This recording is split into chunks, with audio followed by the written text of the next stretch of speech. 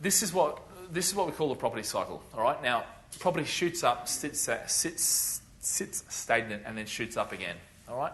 And this is how I explain it. Now, a lot of people draw this like a clock face. All right, because it's a cycle. All right.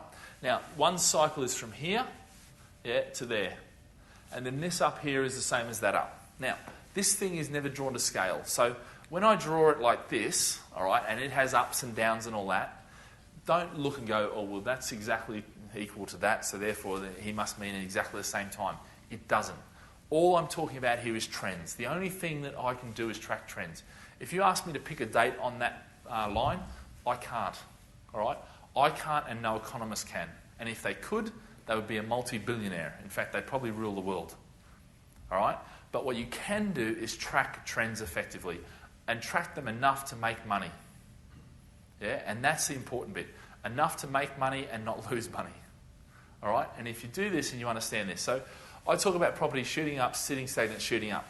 That's if you're buying and holding. Okay? If you're trying to remortgage, sell, or buy a property, what actually happens is property shoots up, it overshoots the mark, corrects a bit, then has slow, steady growth, then it will fall off the face of the earth, and then it will recover and shoot off again. All right? Now, just because that looks like that, it might look like this. Yeah? But the trend is what we're after. The trend is what we want to understand. So, property cycle. Okay, now we've got two stop signs there. All right? They're exactly the same point along the cycle. And where this stop sign is will change depending on your individual circumstances.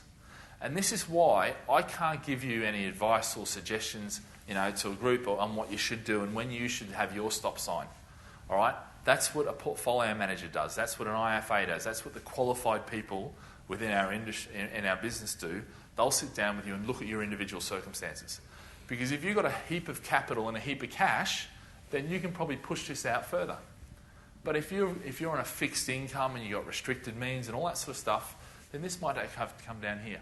And the reason the stop sign's here is because the strategy through this period here is one of buy, remortgage, buy, remortgage, buy. Yeah? Almost, and I'm not going to say because you can never throw caution to the wind or cash flow to the wind, all right? But you can almost continue buying and remortgaging because the market's going up. So you'll buy a property, 6 months later it's worth more, you can remortgage it, take that money out, buy another property, both those properties go up, 6 months later you take money out of both of them, and you can pretty much do whatever you like to a degree. All right? Because everything's going. The market is back. Everybody's talking about it. You turn the TV on, and every single channel has bloody Sarah Beanie and all the other, property shows on it. All right? Because basically that's the sort of market we're in. Now, how many property shows do you see on the market right now? On the TV right now? Bugger all, yeah? Because the cycle we're in right now is down here. Yeah? But interestingly, yeah, because I'm talking with, 3 different production companies, okay, about doing TV shows, okay? Because what they're doing now is they're already talking about the TV shows that they want to put in place and they want to start doing, so when we hit here, they can launch them. There's some really interesting TV shows that are going to be on TV. But the problem is most of them are about how do you become millionaires quickly? How do you, do it in under a year? And I'm just not interested in that crap. For me, I'd much rather be known for being the get-rich-slow guy than, the millionaire in 2 to 5 years. It's when you get these guys, and, I see it, and I've seen this through the recession, where, one guy standing on stage like this, packed room, I have £18 million worth of property. Another guy, £16 million worth of property. But when his bankruptcy hearing was come through, he actually only had £2.2 million worth of property. So you've got to watch what people that stand up and call themselves experts are saying to you. So anyway, we'll come back to this. So the stop sign here, the reason we have the stop sign here is because you've come through a period where you've had a lot of growth. But you're going into a period where you're not going to get as much growth. So what we want to do is we want to build effectively an equity buffer here, all right? But what happens around here, somewhere around here, is that interest rates are going to begin to rise. Capital, all right? So if you look at here, this phase, the important bit is capital, all right? The more capital you've got, the more money you can make. Then if you look through this phase in the middle, cash flow is so important because what is actually going to happen is interest rates are going to rise, all right? At some point, the Bank of England is going to say the economy's been running too hot. We need to slow it down. So what they're going to do is raise interest rates.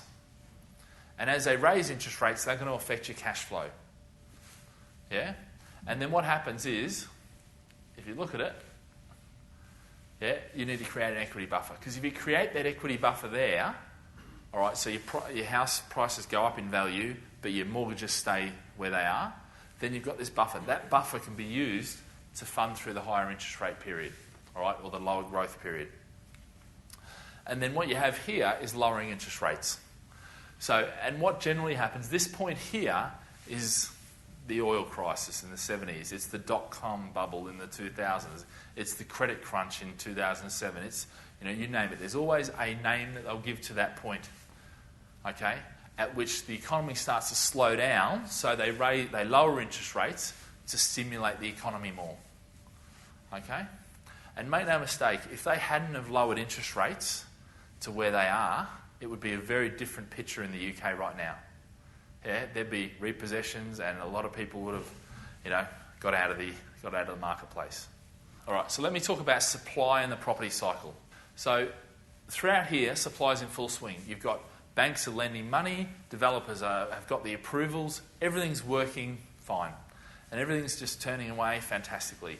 Then what happens is, credit crunch comes along, and immediately what happens is supply, all right, crawls or slows to a crawl. And the reason we say slows to a crawl is because if you think about it, the day before the credit crunch hit, all right, a developer was sitting there and he started to build. Now, what he can't do is once he started to build, he can't just go, I'll up tools and I'll go away for 2 or 3 years. He's got to continue building, all right? Or if he's a month out, he's got to continue building. So supply will slow, but it won't just drop, all right?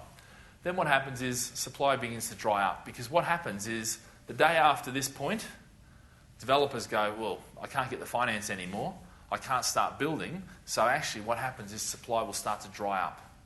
All right, and we've seen that where stock for the last probably year and a half has been quite hard to come by. All right, we've seen stock pick up a bit now, because what we had was a year there where most developers had just put a hold on sites. They'd stopped building, or they'd finished them and then they hadn't actually rented them out. The bank had given them permission to rent them out and not sell them. But now what's happened, most of the banks have said, actually, we've had it too long, sell them off. So that's why we've had a new round of stock come out.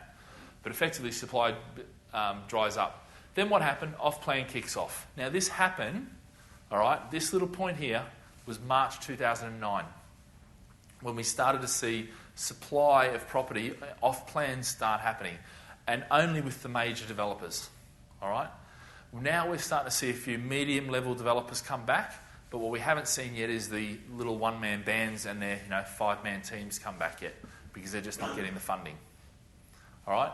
And then what will happen off-plan? Once that off-plan becomes stock, well, then we're back into the full swing again. Now, one thing good about these areas here, there's huge opportunity. Whenever you see anything that's not green, there's opportunity. Because the average person, and I won't call them investors because pretty much they're gamblers, they don't know what to do in this, so they run for the hills, which is a great opportunity for you who's educated and know what they're doing to jump in. Okay, let's look at demand in the property cycle. So same graph again. All right, coming through here, demand in full swing. Yeah? So everyone's into property. The property shows are everywhere. You can't get away from them. Everyone's talking about property. You go to dinner, you sit down with 8 of your friends. You spend half the night talking about property values. All right? Then what happens is, once this kicks in, demand drops like a stone. Everyone goes, whoa, hold on a sec. I'm out. I'm not going to buy anymore. I want to see what happens. And then what will happen is, demand will get to an all-time low, because even the people who are going, kidding themselves and saying, no, things aren't as bad as they seem, now they're going, right, not interested. Yeah? But then what will happen is demand will bounce back quickly. Now, we're actually here right now. Yeah? Demand hasn't come back. If demand was back, this would be, we'd have to take out that back panel and there'd be people piling back. I remember doing seminars back in 2003 where we'd have 450 people in a room. That will come back, but that's when Well, actually, that's not there. That's here when demand's back in full swing. Yeah. Now, again, lots of opportunity here. Yeah. Okay. Zigzag theory. All right. Be greedy when others are fearful, and fearful when others are greedy.